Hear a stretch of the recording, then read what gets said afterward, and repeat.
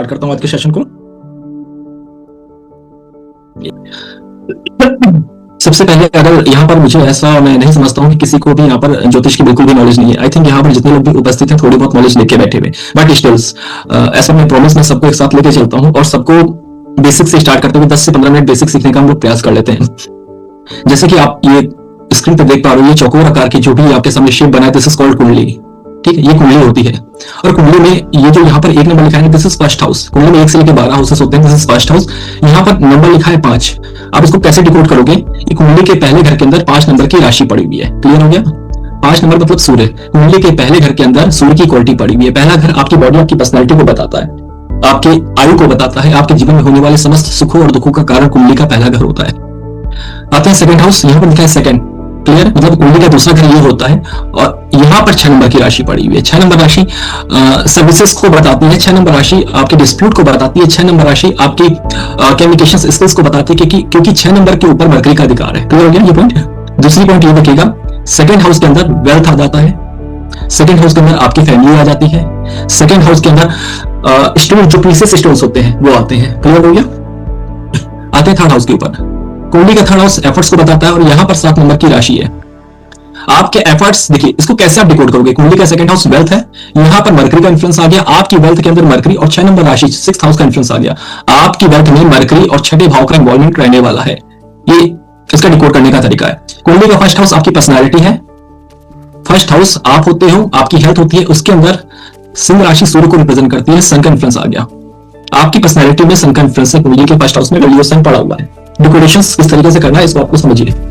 कुंडली का second house wealth के लिए देखा जाता है, इसमें मरकरी की राशि है और मतलब क्या कि आपके वेल्थ में मरकरी का रूल्स और 6 नंबर राशि, 6 नंबर राशि किस चीज को रिप्रेजेंट करती है? इसका रूल्स आपके कुंडली के सेकंड हाउस मतलब धन भाव के अंदर पड़ा हुआ है।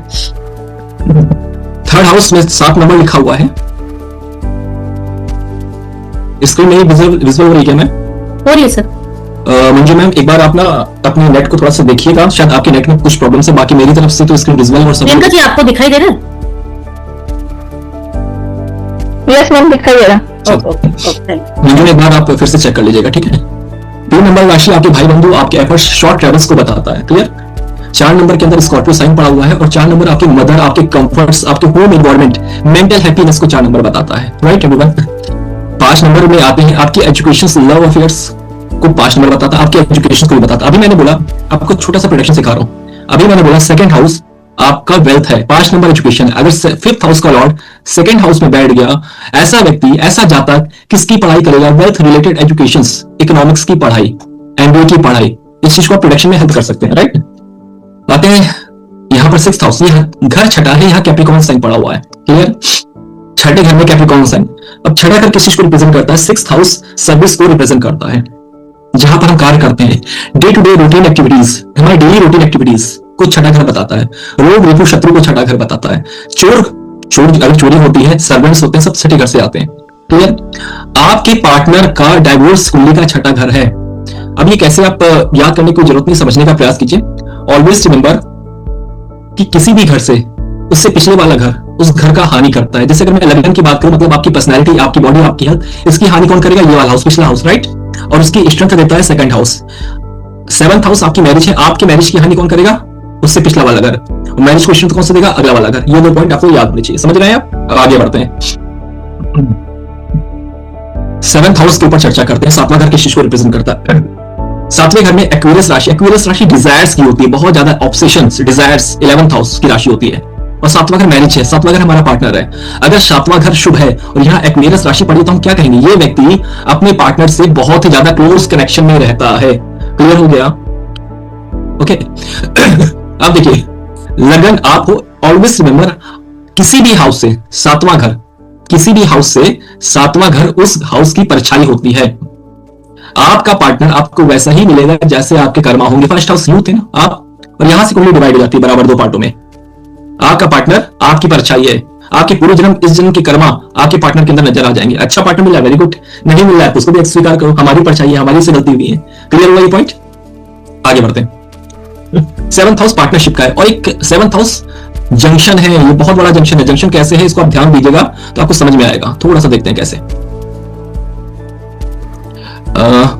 10वां घर कार्य क्षेत्र होता है आपका, 10th house is the house of your Karma, ठीक है, प्रोफेशनल कर्मा, जो भी कर्म आप करते हो। अब यहां से काउंट करेंगे ना, 1 2 3 4 5 6 7 8 9 10, 10वें से 10वां मतलब 10th हाउस की पोटेंशियल एनर्जी 7th हाउस है, राइट। चौथा घर आपका मेंटल पीस है, आपकी माता स्थान है। चौथे से चौथा 1 2 3 4, प्रॉपर्टी का सुख, प्रॉपर्टी 4th हाउस, प्रॉपर्टी का सुख 7th हाउस, कर्म 10th भाव, कर्म से होने वाली आय और कर्म से होने वाला बिजनेस 10th भाव, 7th भाव। 7th हाउस मैरिज, आपके कर्मा और आपकी जो प्रॉपर्टी आपकी मदर का सुख बताता है। तो 7th हाउस अगर अच्छा है, 7th अच्छा है तो आपका कर्म भी अच्छा होगा, कर्म अच्छा होगा तो आपको मेंटल पीस भी मिलेगी, मेंटल पीस भी मिलेगी तो आपकी अपना प्रॉपर्टी भी अच्छे से परचेस करोगे, वहां अच्छे से रहोगे भी।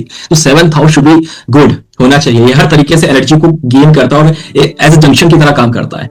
7th हाउस पीड़ित हो गया तो आपकी माता जी और आपके बीच में नहीं बनेगी, आपकी माता जी और आपके वाइफ या फिर आपके जो पार्टनर होंगे उनके बीच में नहीं बनेगी। हम क्या होता है भाई, अगर हमारी शादी अच्छी है, 7th हाउस अच्छा है, तो मेरी और मेरी माता जी का मतलब मेरी बहू और मेरी माता जी का जम जाएगा, क्लियर। 7th हाउस पिट गया तो माता का सुख कहां है, 7th हाउस मेरा, हमारी और मेरी वाइफ और मेरी माँ के बीच में नहीं बनेगा, मतलब माता को सुख नहीं मिलने वाला, सिंपल, ठीक है। अगर मेरी वाइफ सपोर्टिव आ गई तो मुझे करियर में राइज देगी 10 से 10। अगर मेरी वाइफ मेरे को सपोर्टिव नहीं मिली, 7th हाउस पिट गया तो मेरा करियर भी पिट गया। 7th house is the house of junction, जहां से 2-3 चीजें देखी जाती हैं। 8th हाउस, 8th हाउस गुण विद्याओं का, गुण विद्याएं का है। जमीन से निकलने वाले जो भी आइटम्स हैं, छुपी हुई वस्तुएं 8वें घर से देखी जाती हैं। ऑयल इंडस्ट्री 8वें घर से देखी जाती है। ज्योतिष जो छुपी हुई है, सबके पास नहीं होती है, 8वें घर से देखी जाती है। आपकी मृत्यु का स्थान 8वां है। Deep research and coding, coding क्या होती है, कोई वस्तु छुपी थी उसको आपने कोड करके या फिर डीप रिसर्च करके सबके सामने लेके आए, राइट। 8th हाउस आपकी डीप रिसर्च एंड कोडिंग को भी बताता है, क्लियर एवरीवन। अब आते हैं आपके, देखिए सॉरी, 2nd हाउस आपका परिवार था, राइट। 7वां घर आपका पार्टनर है, तो 8th हाउस 7वें से 2nd हुआ, मतलब पार्टनर का परिवार, क्लियर। आते हैं 9th house. 9th house is the house of धर्म स्थान, धर्म। 9th हाउस आपके पिताजी का भाव है। 9वां घर लंबी दूरी की यात्राएं, 3rd हाउस शॉर्ट ट्रेवल है, 9th हाउस लंबी दूरी की यात्राएं, लॉन्ग टर्म प्लानिंग, कोई लंबी जो हम प्लानिंग करते हैं, सिन फ्रॉम द 9th हाउस। आपके बॉसेस, हायर अथॉरिटी, भाग्य, उन्नति सब 9th हाउस के अंदर आती है। आपके परिवार का पूरा डीएनए 9th हाउस में छुपा हुआ है। 9th house is the house of DNA, clear है। क्योंकि देखिए 9th हाउस आपके फादर है, इससे ही आपकी उत्पत्ति हुई है, और यहां से पंचम आपका बच्चा 5वें घर से देखा जाता है। आपके फादर से आप आए, आपसे आपका बच्चा आएगा, तो 9th house the house of DNA, clear हो गया सभी को। आगे बढ़ते हैं।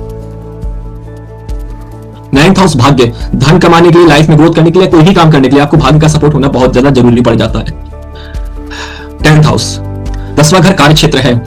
आप धन कमाओ, कुछ भी करो, व्हाटएवर, जो कुछ भी आप करते हैं उसमें आपको कर्मा करना पड़ेगा। 10th house is the house of कार्य क्षेत्र, क्लियर। 10वें घर का बली होना, 10वें घर के साथ जिस भी प्लेनेट का संबंध आएगा वो आपके कार्य क्षेत्र को इन्फ्लुएंस करेगा, 101% करेगा, क्लियर। आते हैं 11वां घर। 10वां घर आपका स्टेटस है, आपके पिताजी का कुटुंब है। 2nd हाउस आपका कुटुंब था, 9th हाउस आपके फादर, तो 10वां घर आपके पिताजी, मतलब 9th से 2nd, पिताजी का कुटुंब, क्लियर हो गया, राइट। अब आते हैं जो आज हमारा फोकस रहने वाला है, 2nd हाउस के ऊपर रहने वाला है और 11th हाउस के ऊपर। 2nd हाउस मैंने बता दिया था, एक्यूमुलेशन ऑफ द वेल्थ भी 2nd हाउस से देखी जाती है, पारिवारिक वेल्थ भी 2nd हाउस से देखी जाती है। एंड 11th हाउस किस चीज को शो करता है, 11th हाउस शोज इच्छा पूर्ति। 11वां घर इच्छा पूर्ति की तरफ इशारा दिखाता है, क्लियर हो गया पॉइंट। 1 सेकेंड। अब आते हैं 11वां हाउस गेन्स है, हमें जो भी गेन्स प्राप्त होता है या फिर जो भी हम डिजायर्स करते हैं अपनी लाइफ में किस चीज को पाने के लिए, 11th हाउस से देखी जाती है। एक्वेरियस राशि, यहां पर काल पुरुष में एक्वेरियस राशि आती है, इसीलिए मैंने बोला था ना 11th हाउस यहां पर 7वें घर के अंदर पड़ा हुआ है। 7वां घर आपका मैरिज, आपका पार्टनर, और उसके अंदर किसकी क्वालिटीज है, 11th हाउस की क्वालिटीज पड़ी हुई है, एक्वेरियस राशि की क्वालिटीज पड़ी हुई है। तो ऐसा व्यक्ति आफ्टर मैरिज, अगर 7th हाउस शुभ है तो ऐसा व्यक्ति आफ्टर मैरिज अपने पार्टनर की तरफ आकर्षित रहेगा, क्लियर। 11th हाउस गेन्स है, 11th हाउस इच्छा पूर्ति है, चाहे पैसे की हो किसी चीज की भी इच्छा हो, 11th हाउस शोज की आपकी इच्छा पूर्ति होगी या नहीं होगी, clear. 11th house social circle है हमारा। 12वां घर क्या बताता है, 12वां घर बताता है hospital, isolation, charity, investment, jail, यात्राएं। देखो आइसोलेशन में जब इंसान जाता है तो सबसे अलगाव होके जाता है, सबसे अलग होके बैठता है, ठीक है। हॉस्पिटल में जब इंसान जाता है, बेड में पड़ा होता है तो समाज से अलग होके पड़ा होता है। जेल में जब इंसान जाता है तो सबसे अलग होके जाता है। 12th house is the house of isolation and jail यात्राएं, क्लियर हो गया। इन्वेस्टमेंट, खर्चा, लॉसेस सब बार बेगर से देखा जाता है। यहां तक चीजें आई थिंक क्लियर हो गई होंगी। थोड़ा सा फास्ट पढ़ाया क्योंकि यहां पर सभी लोग समझदार बैठे हुए हैं और आई थिंक बेसिक जानकारी सभी को थी। अब हम अपने मेन पॉइंट पर जंप करने वाले हैं। अगर किसी को समझ में नहीं आया हो तो चैट में आप बता सकते हैं। आज की टॉपिक का हमारा मेन फोकस धन, वेल्थ एस्ट्रोलॉजी के ऊपर है। वेल्थ के लिए हम लोग सबसे पहले सेकंड हाउस पे फोकस करते हैं, 11th हाउस पे फोकस करते हैं, वीनस के ऊपर फोकस करते हैं। ये तीन चीजें आपने पकड़ ली, आपको वेल्थ समझ में आ जाएगी। पहला पॉइंट लिखा है second house and 11th house in horoscope is responsible for your wealth. कुंडली का दूसरा घर और 11वां घर is responsible for your wealth. Second point लिखा है check the conditions connection between second, fifth, 9th and 11th। अब देखिए, चलो अब चर्चा करते हैं। इसे कुंडली में त्रिकोण भाव बोला गया। 1, 5, 9 त्रिकोण भाव है। क्लियर है? मतलब कि लक्ष्मी स्थान और ये जो अंदर इनसाइड हाउसेस बन रहे हैं ना, ये विष्णु स्थान होते हैं। 1, 5, 9 लक्ष्मी स्थान है और ये जो चार चौकोर चौकोर चार खाने इनसाइड बने हुए ना, ये विष्णु स्थान है। पहला घर, चौथा घर, 7वां घर, 10वां घर, ये विष्णु स्थान है। 5वां हाउस, 9th हाउस और first house. First house Lakshmi स्थान और विष्णु स्थान दोनों है। क्लियर है?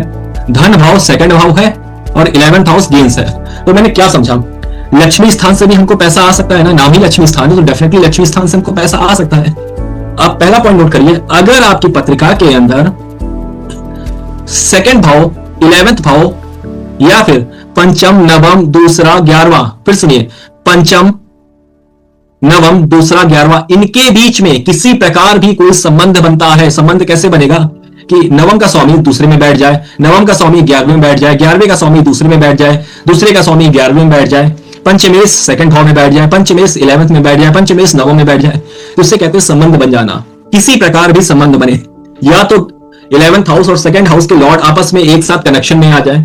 क्लियर है? या फिर दूसरे घर का संबंध 5वें घर के लॉर्ड के साथ बन जाए, या फिर नवम भाव का संबंध सेकंड हाउस के लॉर्ड के साथ बन जाए, आपस में कनेक्शन बना ले। कनेक्शन मतलब दो प्लैनेट का आपस में बैठ जाना एक जगह पे, दिस इज कॉल्ड कनेक्शन। कहीं पर भी बैठे हो लेकिन आपस में उनका कनेक्शन बन गया, राइट एवरीवन? तो उससे कहते हैं संबंध बन जाए। अगर ऐसी कंडीशन आपकी पत्रिका में बनती है तो ये पहला इंडिकेशन दिखाता है कि you are capable for earning money, this is called dhan yoga. ये एक प्रकार का है, इससे उदास नहीं होना। There are lot of many dhan yoga जो कार्यरत होते हैं, दशम भाव का अपना रोल होता है, बहुत सी चीजें होती हैं, बट आज मैं थोड़ा सा बेसिक इंफॉर्मेशन दे रहा हूं। This is called dhan yoga. Clear है? प्लेनेट और राशि इन सेकंड हाउस और 11th हाउस इंडिकेट पैसा कहां से आएगा, ये पॉइंट समझना इंपॉर्टेंट है। अब आते हैं, इसको समझने का प्रयास करते हैं।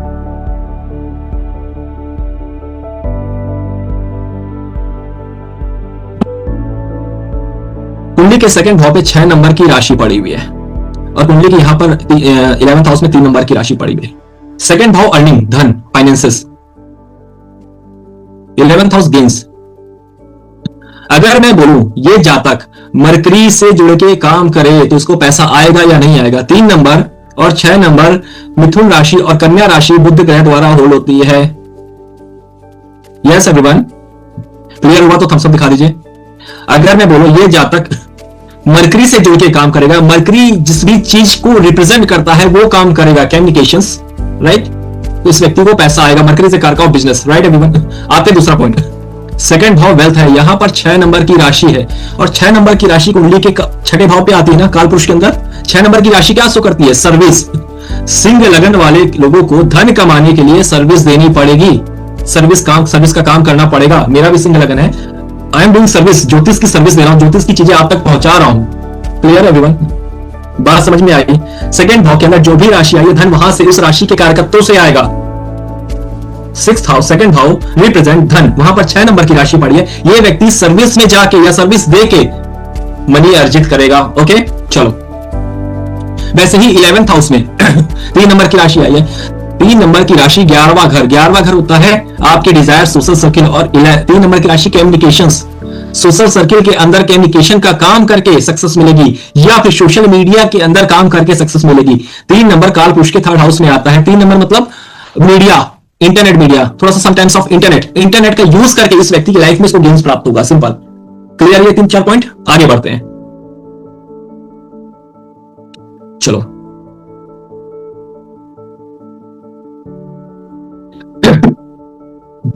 आपके कि सेकंड भाव जो धन का है और 11th हाउस जो गेन्स का है, अगर उन भाव के अंदर कोई भी प्लेनेट बैठ जाएगा वो आपकी लाइफ को इन्फ्लुएंस करने वाला है निश्चित तौर पे। उन भाव के अंदर कोई भी प्लेनेट बैठ जाएगा वो आपकी लाइफ को इन टर्म्स ऑफ फाइनेंस के लिए इन्फ्लुएंस करेगा। इंसान जब तक उस भाव में जो भी प्लेनेट बैठा है उससे जुड़ के पैसा कमा सकता है। सिंपल। सेकंड भाव और 11th भाव में कोई भी अगर प्लेनेट बैठा है वो आपके वेल्थ में इन्फ्लुएंस देगा। क्लियर हो गया? सेकंड हाउस का लॉर्ड जहां पर जाके बैठेगा that will cause of your wealth. चलो इसको समझने का प्रयास करते हैं। यहां पर जैसे मरकरी है, मरकरी लगन पे जाके, यहां पर मरकरी इस जगह पे बैठ गया ना, लगन, सेकंड हाउस वेल्थ है, मरकरी लगन पे आ गया। लगन क्या शो कर रहा है? लगन शो कर रहा है आपके फेस वैल्यू को, आपकी पर्सनैलिटी को।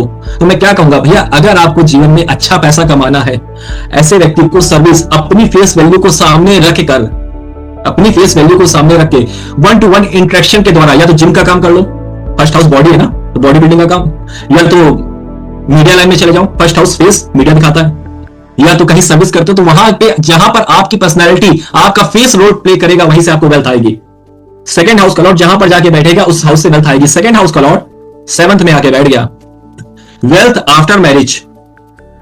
7th हाउस शादी है, 7th हाउस पार्टनरशिप है, 7th हाउस बिजनेस है, वेल्थ आफ्टर मैरिज, और आप पार्टनरशिप में या बिजनेस करके आपको वेल्थ मिलेगी। क्लियर हो गया? सेकंड लॉर्ड सेकंड हाउस में बैठ गया, सेकंड हाउस फैमिली, फैमिली के थ्रू वेल्थ आएगी, फैमिली के साथ जुड़ के काम करोगे तो वेल्थ आएगी। ये पॉइंट क्लियर हो गया सभी को? चलो आगे बढ़े।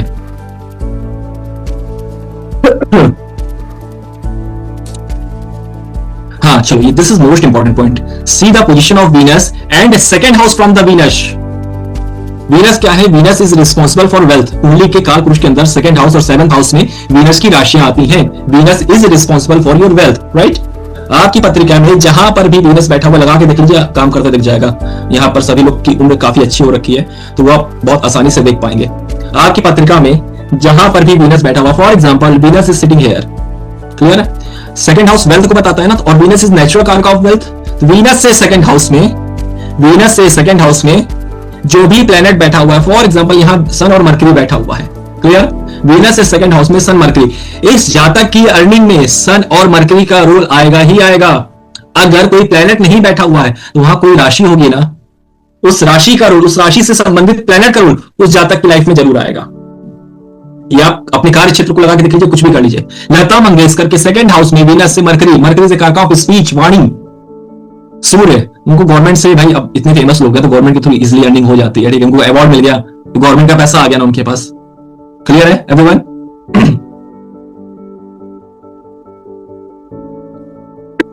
अब देखिए, हमें अपनी पत्रिका में अभी हमने देख लिया कि 2 नंबर, 5 नंबर, 9 नंबर और 11 नंबर। अब हमें अपनी पत्रिका के अंदर 10वें भाव का भी एनालिसिस एक बार नजर जरूर मारनी चाहिए, क्योंकि 10th house is responsible for your karma. 10वां घर, जैसा कर्म करोगे, अच्छा करोगे तो अच्छा गेंस मिलेगा, बुरा करोगे तो बुरा गेंस मिलेगा। वो गेंस आपको पैसे के रूप में भी हो सकता है और आपके पर्सनल कर्मों के रूप में भी हो सकता है। क्लियर है? तो 10वें घर के ऊपर हमें जरूर नजर मारनी चाहिए कि 10वां घर क्या बोल रहा है। 10वें घर के साथ साथ आपकी नजर एक बार शनि पर भी जानी चाहिए। वाई शनि, कोई बता सकता है? Any idea? अगर चैट बॉक्स में बताना चाहे तो बता दीजिए। वाई शनि? 10वां घर तो समझ में आया, बट शनि क्यों? शनि क्यों? Why Shani?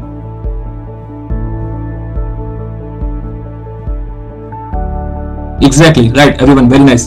Shani is the karaka of your karma. Natural Shani कर्म का कारक है। क्लियर है? शनि जिस भी राशि में बैठेगा, जिस भी प्लेनेट के साथ संबंध बनाएगा, आपके जीवन में उस प्लेनेट का रोल, उस राशि का रोल 100 and 200% देखने को मिलेगा। आप इसको लगा के चेक कर सकते हैं। इसलिए शनि इज मोस्ट इंपॉर्टेंट। कहीं पर भी शनि देव बैठे हो और जिस राशि में बैठे होंगे, आपके कार्य क्षेत्र में उसका रोल जरूर रहने वाला है। उस राशि का रोल या फिर उस हाउस का रोल आपको जरूर देखने को मिलेगा। एग्जाम्पल के लिए मैं बोलता हूं, शनि सिटिंग इन सैजी साइन, धनु राशि काल पुरुष में 9th हाउस में आती है। 9th हाउस कंसल्टेशन और टीचिंग को बताता है। ऐसे जातक की लाइफ में उसके कर्मों में कहीं ना कहीं किसी ना किसी तरीके से गाइडेंस प्रोवाइडिंग वर्क या टीचिंग का वर्क जरूर देखने को मिलेगा। क्लियर हुआ ये सभी को? हाँ, चलिए अपने पॉइंट पे आते हैं। अब हमें ना अपनी पत्रिका के अंदर 10वें भाव का एनालिसिस करना है, क्योंकि आपका कार्य चाहे वो अच्छा हो या बुरा हो, वही आपको वेल्थ दिलाएगा। क्लियर है? तो हमें 10th हाउस का भी एनालिसिस कर लेना चाहिए एक बार। और देखिए, धन योग के ऊपर हमने बता ही दिया है और राजयोग के ऊपर भी थोड़ा सा मैं आपको चर्चा कर देता हूं। ये हमारी पत्रिका होती है। धन योग तो जैसा कि हमारे नाम से हमको पता होता है, धन योग मतलब वेल्थ। अब राजयोग का मतलब क्या होता है? राजयोग मतलब स्टेटस, ठीक है। बट जिसके पास स्टेटस आएगा उसके पास वेल्थ तो अपने आप आ जाएगी, क्लियर है। इसलिए राजयोग भी आपको कहीं ना कहीं इनडायरेक्टली वेल्थ देते हैं, बट राजयोग साथ में आपको स्टेटस भी देते हैं, एक फील्ड, एक स्टेटस, राइट। राजयोग कैसे बनता है? ये त्रिकोण भाव है ना, त्रिकोण भाव का संबंध अगर केंद्र भाव के साथ बन जाए, जैसे कि इसका स्वामी यहां पर बैठ जाए, इसका स्वामी यहां पर बैठ जाए, या इन दोनों का आपस में संबंध किसी प्रकार बन जाए, इसका स्वामी इसके स्वामी कहीं पर भी आपस में एक साथ बैठ जाए, लगन लॉर्ड फिफ्थ लॉर्ड एक साथ आपस में कहीं बैठ जाए, लगन लॉर्ड नाइन्थ लॉर्ड एक साथ कहीं पर बैठ जाए, या इन दोनों के बीच में आपस में कोई संबंध बन जाए, या इन दोनों के बीच में लगन और फिफ्थ के बीच में, this is called Rajyoga. Rajyoga आपको स्टेटस के साथ साथ वेल्थ भी देता है, क्लियर हुआ। अब एक इसमें पॉइंट आता है, इसके भी हम चर्चा करेंगे D10 चार्ट के ऊपर, थोड़ा सा आपको डीप लेके जाऊंगा, डोंट वरी। अब इसको छोड़िए, सेकंड पॉइंट पढ़ते हैं। Second house and 11th house की पोजीशनिंग सर्वाष्टक वर्गा में चेक करो। अभी सर्वाष्टक वर्गा क्या होता है थोड़ा सा मैं इसको एक्सप्लेन कर दे रहा हूं। सर्वाष्टक वर्ग क्या होता है? सर्वाष्टक वर्ग इस तरफ इशारा देता है कि आपके 9 के 9 प्लैनेट ने, सॉरी 7 प्लैनेट और लग्न मतलब मिला के हो गया 8, 7 प्लैनेट्स प्लस लग्न मिला के हो गया 8। 8 लोगों ने इन 12 हाउसेस के अंदर कितने बिंदु छोड़े हैं, वो बिंदु कैलकुलेशन के द्वारा एक टोटल निकाला जाता है, और उस कैलकुलेशन से एक पत्रिका बन के आती है, आई विल शो यू, उससे हम सर्वाष्टक वर्ग कहते हैं। सर्वाष्टक वर्ग से रिडक्शन बहुत आसानी से, बहुत इजीली निकलता है, क्लियर।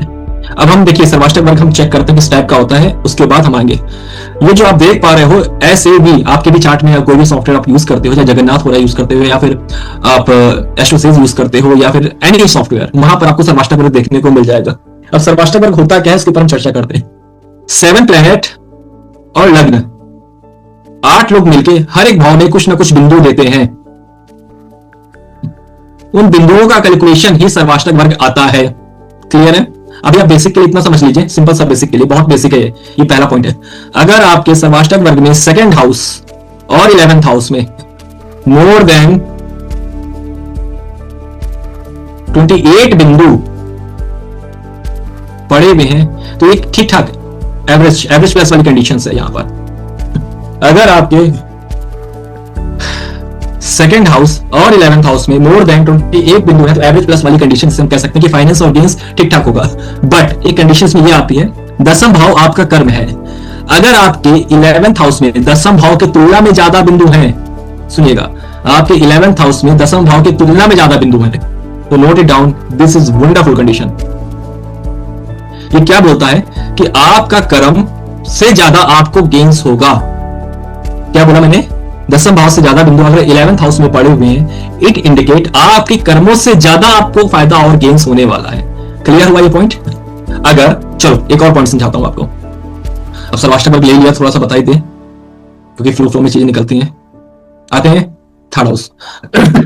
अगर आपके तीसरे हाउस में 11th हाउस से ज्यादा बिंदु, जैसे यहां पर 29 से यहां 30 हो जाता, 32-33 हो जाता, ये क्या दिखाता है? आपकी इच्छाओं की पूर्ति से ज्यादा आपको एफर्ट्स लगने वाले हैं। कोई भी इच्छा हम करते हैं, इच्छा पूर्ति हमारी तब होती है जब हम एफर्ट्स देते हैं, राइट। तो क्या शो कर रहा है? आपके एफर्ट्स ज्यादा लगेंगे, उसके बाद आपकी इच्छाएं थोड़ा कम पूर्ति होंगी। ये एक बेसिक कॉन्सेप्ट है सर्वाष्टक वर्ग का। सर्वाष्टक वर्ग अपने आप में बहुत बड़ा टॉपिक है, मतलब ये तो गोचर देखने के लिए भी यूज किया जा सकता है, इवन प्रोडक्शन के लिए भी यूज किया जा सकता है, हर चीज के लिए सर्वाष्टक वर्ग का हम यूज कर सकते हैं। कभी इसके ऊपर हम वेबिनार फ्री लेके आएंगे तब आपको सिखाएंगे। अभी देखिए इस चार्ट को हम देखते हैं, एक नॉर्मल सा चार्ट है। और हाँ एक चीज और देखिएगा, 9th हाउस का पदा कहां पर फॉल हो रहा है। पदा को मैं सिंपल सा इतना बता दूं, 9th हाउस का मिरर इमेज या फ्रूट्स ऑफ 9th हाउस। मैं आपको सिंपल सा दिखा देता हूं कि यहां पर 9th हाउस में राशि पड़ी है वीनस और A9। ये देखिए, ये A9 लिखा हुआ है ना, ये A9 सभी को दिख रहा है। A9 मतलब क्या कह रहा है? दिस इज कॉल्ड पदा ऑफ 9th हाउस। भाग्य का मिरर इमेज, भाग्य के फ्रूट्स कहां पर पड़े हुए हैं? इस वाले हाउस में पड़े हुए हैं। सबके चार्ट में अलग अलग होता है, पता कैसे निकालते हैं इसका कैलकुलेशन हम लोग डीपली इन क्लास में सीखेंगे। अभी तो फिलहाल इतना ही समझ लीजिए कि 9th हाउस का पदा आपका 11th हाउस में फॉल हो रहा है। क्लियर? तो पहला पॉइंट नोट कर लो। अब प्रेडिक्शन के कुछ बिंदु आपको दे रहा हूं कि जब भी गुरु का गोचर, जुपिटर का ट्रांजिटिंग ऑफ जुपिटर, ये ट्रांजिट क्या होता है? जिस समय आपने जन्म लिया उस समय आकाश के अंदर लगातार प्लैनेट्स का मूवमेंट हो रहा था। At the time of your birth, ये जो पत्रिका आपकी बन के आती है ये बताती है कि उस समय आकाश में कहां पर प्लैनेट मूव हो रहे थे, किस राशि में थे, किस नक्षत्र में थे और किस हाउस में थे। जन्म के बाद ऐसा तो है नहीं कि भैया भगवान जी आगे प्लैनेट रुक जाएंगे, प्लैनेट तब भी कंटिन्यू होते रहे, राइट। तो अब जो लगातार आकाश में movements of the planet at present time पे है, दिस इज कॉल्ड गोचर या ट्रांजिट। क्लियर। तो मैंने क्या बोला कि जब भी गोचर में गुरु का गोचर यहां पर आएगा, मतलब कि 4th हाउस में, अभी गुरु का ट्रांजिट मिथुन राशि में चल रहा है, जिसको नॉलेज है उसको पता होगा गुरु का गोचर यहां पर चल रहा है। इस साल जून में गुरु का गोचर कर्क राशि के ऊपर आएगा, राइट। जब भी जुपिटर का ट्रांजिट कर्क राशि के ऊपर आएगा 9th हाउस का पदा ट्रिगर होगा, और जब 9th हाउस का पदा ट्रिगर होगा आपके भाग्य में उन्नति होगी, और 9th हाउस लक्ष्मी स्थान भी है। क्लियर हो गया। फाइनेंस में भी उन्नति होती है, ये पहला पॉइंट है। सेकेंड पॉइंट, गुरु का गोचर इसके त्रिकोण में, त्रिकोण क्या होता है, किसी भी हाउस से 5 हाउस आगे, जैसे यहां पर हम 11th हाउस की बात करें तो 11 से 5, 1 2 3 4 5 ये, और यहां से 5, 1 2 3 4 5 ये त्रिकोणीय भाव है, ठीक है।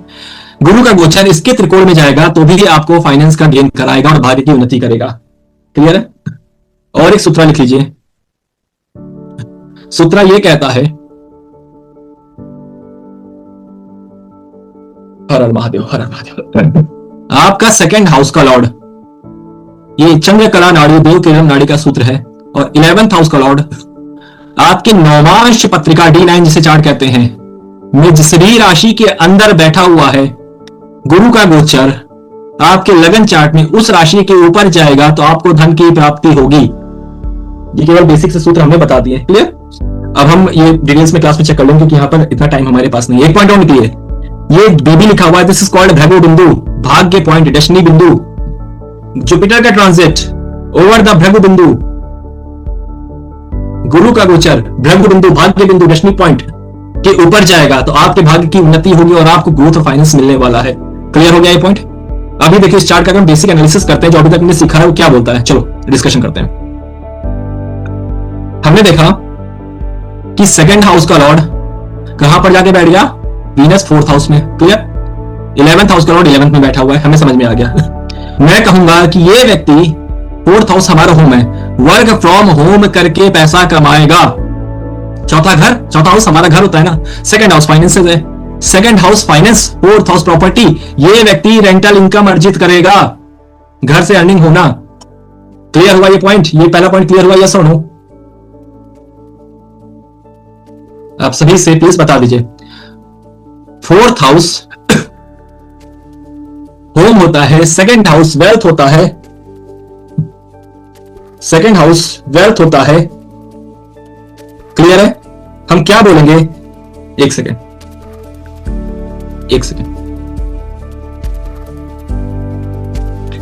हम क्या बोलेंगे, ये व्यक्ति घर से बैठ के या घर के द्वारा पैसा कमाएगा। दिस इज कॉल्ड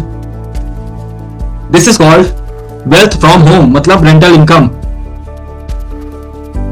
क्लियर हुआ पॉइंट सभी को? और आते हैं, आगे बढ़ते हैं। प्रॉपर्टी के काम से या व्हीकल्स के काम से पैसा कमाएगा। हम बाकी डीपली एनालिसिस करेंगे, उसके ऊपर चर्चा करेंगे। बाकी बेसिक आप समझिए।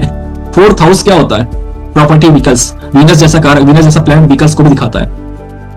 एक पॉइंट समझिए, इससे 2nd हाउस में शनि का रोल आ रहा है, और शनि आ जाता है तो कंस्ट्रक्शंस और प्रॉपर्टी का रोल आ जाता है। इस व्यक्ति के जीवन में कंस्ट्रक्शन और प्रॉपर्टी का रोल 100% रहने वाला है। ये बात आप सभी समझ गए किस तरीके से हमने बोला। अभी जो मैंने नियम पढ़े हैं वो किस तरीके से आपके सामने आ रहे हैं। और आगे देखते हैं थोड़ा सा D2 चार्ट। अब हाँ, जो हम अपने वेबिनार के अंदर डीप एनालिसिस करने वाले हैं उसके ऊपर हम चर्चा करते हैं। हमारा डीप एनालिसिस होरा चार्ट और रुद्रांशा, D11 को हम रुद्रांशा चार्ट कहते हैं, D2 चार्ट को हम होरा चार्ट कहते हैं। आज मैं होरा चार्ट और रुद्रांशा चार्ट के बहुत सिंपल कुछ सूत्र बताने वाला हूं। D2 चार्ट में के अंदर केवल 2 ही लग्न उदित होते हैं। पहला होता है कैंसर, दूसरा होता है सिंह राशि और कर्क राशि। क्लियर। सिंह राशि और कर्क राशि, ये होरा चार्ट में 2 ही लग्न आते हैं। अगर आपकी पत्रिका के maximum planet, note it down, कर्क राशि में उपस्थित हैं, ऐसा जातक बहुत आसानी से अपनी लाइफ को काटेगा, इजीली लाइफ चलेगी। पहला पॉइंट है। अगर आपकी पत्रिका में होरा लग्न के अंदर सिंह होरा आया है और मैक्सिमम प्लैनेट वहां पर प्रेजेंट है, ऐसे जातक को अपने जीवन में बहुत मेहनत करनी पड़ेगी। चीजें आसानी से प्राप्त नहीं होती। ये पॉइंट समझ गए? D2 चार्ट, होरा चार्ट कहता है इसके अंदर दो राशि आती है, सिंह राशि और कर्क राशि। क्लियर हो गया पॉइंट? सिंह राशि और कर्क राशि। दूसरा पॉइंट और बहुत ही यूनिक क्लास वाला सूत्र आपको शेयर करने जा रहा हूं, यूजुअली मैं क्लास में पढ़ाता हूं। कर्क राशि के अंदर जो भी प्लैनेट बैठे हुए हैं उस प्लैनेट की दशा और अंतरदशा आपको आसानी से पैसा देने वाली होगी। होरा लग्न के अंदर कर्क राशि में जो भी प्लैनेट बैठे हुए हैं उन प्लैनेट की दशा और अंतरदशा आपको आसानी से पैसे देने वाली होगी। और सिंह राशि के अंदर, सिंह होरा के अंदर जो भी प्लैनेट बैठे हुए हैं उस राशि की दशा में आपको मेहनत करनी पड़ेगी। अभी D2 चार्ट को इतना ही रखते हैं और बाकी हम लोग क्लास में सीखते हैं। बहुत इंपॉर्टेंट दो सूत्र दिए हैं इसी से। हाँ सर, मैं कुछ बताना चाहूंगी आपके इसी कोर्स के बारे में। जी प्लीज, इसके अभी हम बात D11 को पढ़ेंगे तो आप प्लीज नहीं रहिएगा। हाँ जी सर। सर आप शेयरिंग स्टॉप कीजिए फ्रॉम मैम।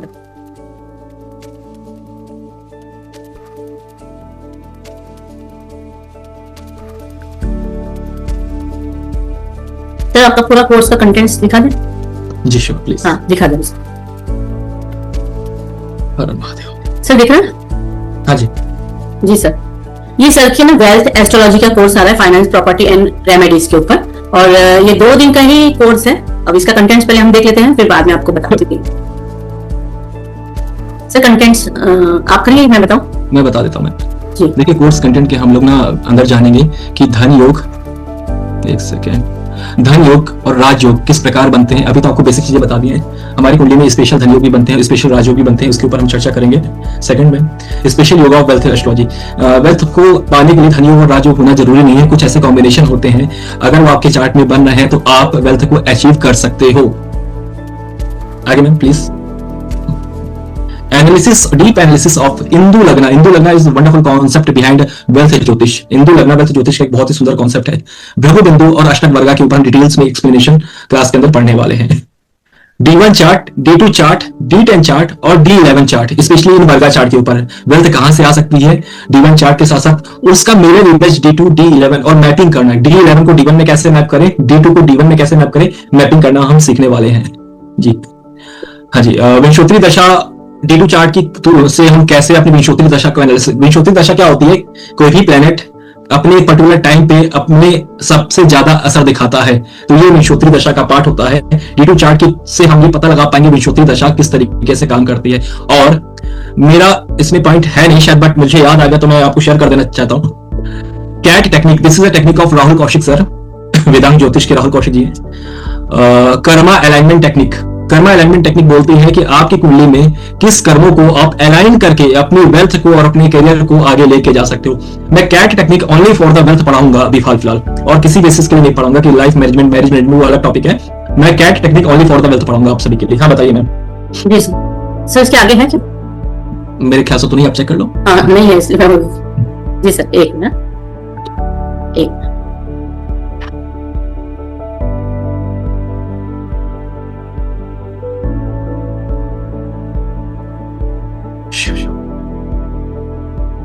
राहुल कौशिक जी का नाम इसलिए लेना इंपॉर्टेंट है, वो मेरे गुरु रह चुके हैं, तो उनका नाम लेना मेरे लिए, भाई उनको ग्रेटफुल दिए बिना मैं पढ़ा भी नहीं सकता।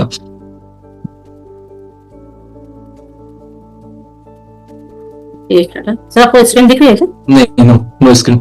ओके एक क्वेश्चन।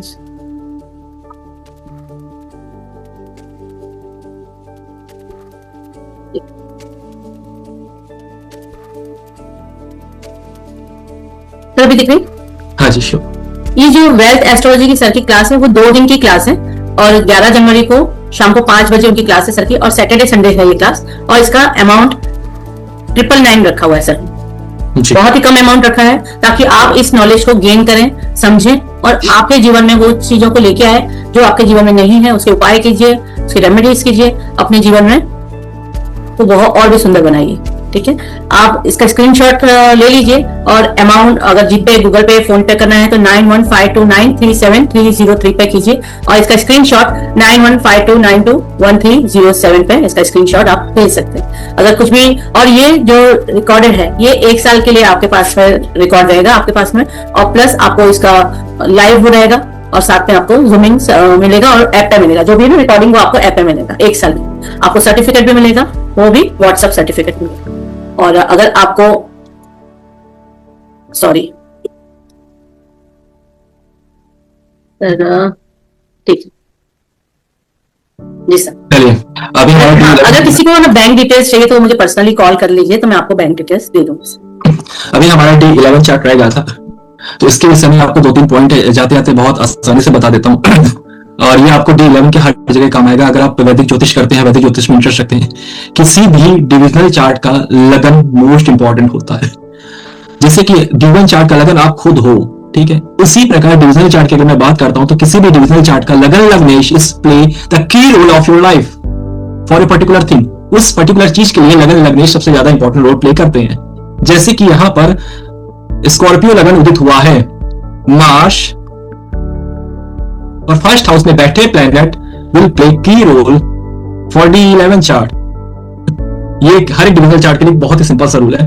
लगन लग्नेश पे हमेशा फोकस करिए। लगन लग्नेश क्यों? क्योंकि वही कार्य करेंगे फॉर उस पर्टिकुलर चार्ट के लिए, वही कार्य करेंगे ना।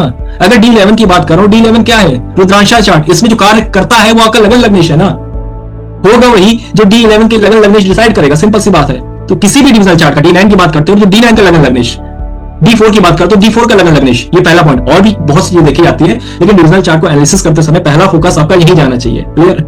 सेकंड पॉइंट जो मैं बता दे रहा हूं, मैपिंग करना क्लास में सिखाऊंगा, लेकिन यहां पर ये समझ लीजिए 11th हाउस, अगर मैं D11 की बात कर रहा हूं तो 11th house will play most important role.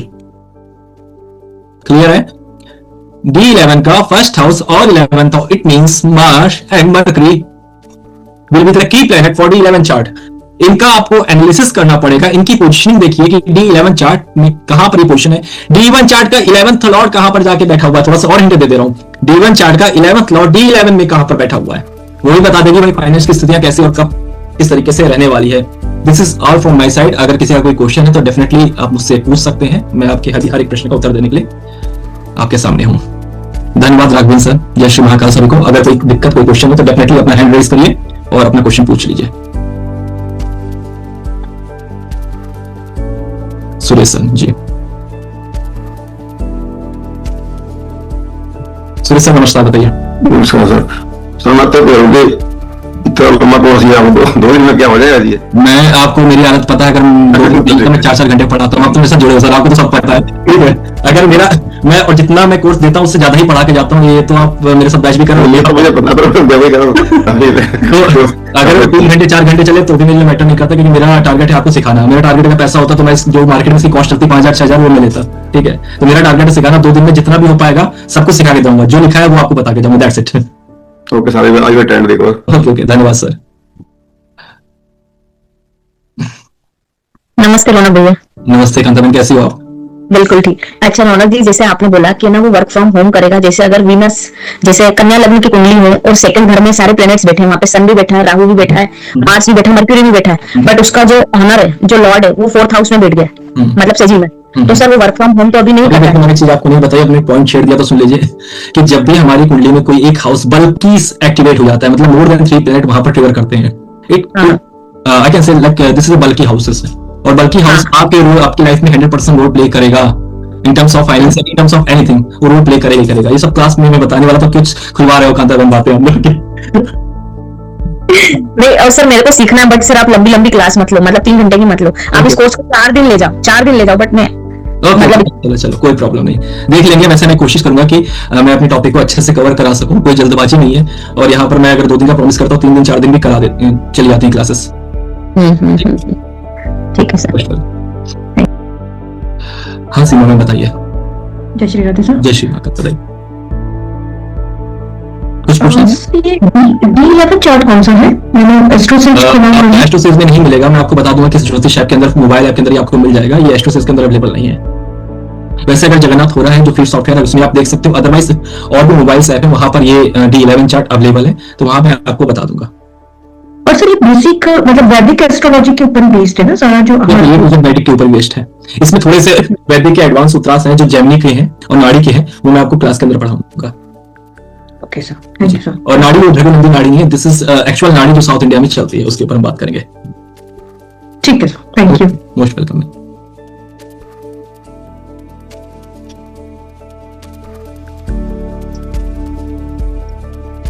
Hello. हाँ जी मैम। नमस्कार सर। जी नमस्ते मैम। सर जैसे आपने बताया कि जैसे कन्या लग्न का है कोई, तो उसके सेकंड हाउस में 7 नंबर आ गया। अगर जैसे आपने बताया कि 7 नंबर को 4 चौथे घर में आ गया, तो घर से रिलेटेड का, और वही 7 नंबर का मैंने ये बोला कि सेकंड हाउस का लॉर्ड अगर 4th हाउस से कनेक्शन बनाएगा तो हाँ, उसका लॉर्ड भी 4th हाउस से बनाएगा। अगर वही 4th हाउस का लॉर्ड, सेकंड हाउस का लॉर्ड सॉरी, जैसे शुक्र हो गया, वो 6th हाउस से कनेक्शन बनाएगा, तो उससे रिलेटेड का छठे भाव, मतलब आपकी कुंडली में छठे भाव में बैठ गया शुक्र। हाँ, और वो भी लग्नेश के साथ और कर्मेश के साथ, बुध के साथ। छठा भाव किस चीज को बताता है? सर्विस दे के आप किस चीज के, आप अगर कोई बिजनेस भी करने जाते हो तो आपको बिजनेस वैसा करना पड़ेगा जहां पर 1-to-1 सर्विस दो। जैसे मेरी कुंडली में भी कुछ कॉम्बिनेशन ऐसे ही बनते हैं, और मैं क्या कर रहा हूँ, मैं सर्विस दे रहा हूँ। किस चीज की सर्विस दे रहा हूँ? ज्योतिष की सर्विस दे रहा हूँ जी। इस तरीके से और भी देखी जाती है वहां पर कौन सी राशि आ रही है। अब देखिए, राशि और प्लैनेट आपस में जब ऐड करोगे ना, तो एक नया फ्लेवर निकल के आएगा। उस फ्लेवर के साथ आप काम कर सकते हो। ओके, वो मैं हम लोग क्लास में सीखेंगे, डोंट वरी मंजू में। ठीक है sir, thank you. Vinod sir बताइए। नमस्कार सर। जी नमस्ते, बताइए सर। जी सर, मेरा जैसे कि डेट ऑफ बर्थ नहीं एग्जैक्ट है, तो इसका कैसे हो पाएगा? आपका क्या नहीं है? डेट ऑफ बर्थ नहीं है? जी नहीं। और कुछ भी नहीं पता डेट ऑफ बर्थ के बाद? जी देखिए, इसके लिए तो मैं कोर्स कराता हूँ, बट एंड रेक्टिफिकेशन और प्रश्न चार्ट का एक कोर्स होता है, ठीक है। थोड़ा सा आपको हिंट जरूर दे दूंगा अगर आप आते हैं, क्योंकि आपके साथ एक अलग कंडीशन हो जाएगी, क्योंकि आपके पास डेटा ऑफ बर्थ नहीं है, कुछ नहीं है। तो मैं प्रश्न चार्ट और होरारी चार्ट का एक थोड़ा सा हिंट जरूर दे दूंगा उस क्लास के अंदर, कि प्रश्न चार्ट को कैसे रीड किया जाए। प्रश्न चार्ट क्या बता, जो प्रश्न चार्ट बताएगा उसी डायरेक्शन में आप आगे बढ़ोगे, तो वो आपको हेल्प करेगा फाइनेंस के लिए। जी जी सर, वो केवल आपके लिए होगा, क्योंकि यहाँ पर सबके पास डेट ऑफ बर्थ वो होगा। प्रश्न चार्ट हमारे कोर्स का पार्ट नहीं था, बट आप स्पेशल कंडीशन है आपकी, इसलिए मैंने बोला। जी जी सर, ठीक है सर। Contact number sir? आप एक बार कल्पना मैम अगर आप सुन रहे हो तो प्लीज एक बार शेयर कर दीजिएगा। यहाँ पर लोग कॉन्टैक्ट नंबर मांग रहे हैं। एक बार उस्मा मैम बताइए। सर आप बहुत अच्छा सिखा रहे हो, सिर्फ आपकी स्पीड ज्यादा है तो लिख नहीं पाते हैं, तो थोड़ा अभी मैं क्लास में तो चलो ठीक है, थोड़ा सा कम कर लेंगे, लेकिन अभी क्या होता है कि मेरी कोशिश ये रहती है कि मैक्सिमम चीज डिलीवर कर सकूं। इसके बाद रिकॉर्डिंग भी चली जाएगी, कि यूट्यूब में पड़ी रहेगी, आराम से 0.75 की रफ्तार में सुनिए या 0.5 की रफ्तार में सुनिए, तो उससे आपको बहुत आसानी होगा। बट मेरी कोशिश ये रहती है कि मैं चीजों को फटाफट डिलीवर कर सकूं। नहीं, अच्छा एक्सप्लेन किया वो अपना ये अष्टकोणता कुंडली से भी, तो बहुत अच्छा लगा। अब अगर मैं ये क्लास तो पढ़ाऊंगा तो इनको 2 दिन लग जाएगा, जितना आपने यहाँ पर वेबिनार में दे दिया, क्योंकि मेरी स्पीड मुझे पता है कि ज्यादा रहती है। मैं कोशिश इसलिए करता हूँ कि आप तक जो भी यहाँ पर आते हैं ना, उनको कुछ मिल जाए। नहीं, आप बहुत ही अच्छा करवा रहे हो, वो तो डाउट ही नहीं है, बहुत अच्छा करवा रहे हो। सर कोई भी हैंड रेज किया है बहुत सारे जनों ने, तो आप उनसे बात कर लीजिए कि कैसे क्या है, कि मैं कभी यहाँ से आप कर लूंगी। मंजू मैम और कुछ नाम बताइए। जी बताइए। मैं है ना ये क्लास क्या कह रहे हैं आप? वीकेंड में है ना, सैटरडे संडे है। जय महाकाल सर। जय श्री महाकाल। एक्चुअली मेरे को ये जैसे आपने आज समझाया था कि बिंदु क्या है, मेरे को ना इसकी बिल्कुल नॉलेज नहीं है वैदिक की, तो इसके लिए पहले मुझे आपको वैदिक वाला ही कोर्स करना पड़ेगा, क्योंकि जिस तरह से चार्ट आपने बताया वो हमें बनाने नहीं आता है। उसके बारे में बन जाते हैं। सेकंड चीज ये है कि देखो, मेरा इस कोर्स को लाने का मोटिव रहेगा कि 2 चीजों पे फोकस करना, फाइनेंस, ठीक है, सेकंड हाउस और 11th हाउस। सेकंड हाउस और 11th हाउस को तो मैं बेसिक से पढ़ाऊंगा, लेकिन बाकी अदर चीज के ऊपर मैं डीप नहीं।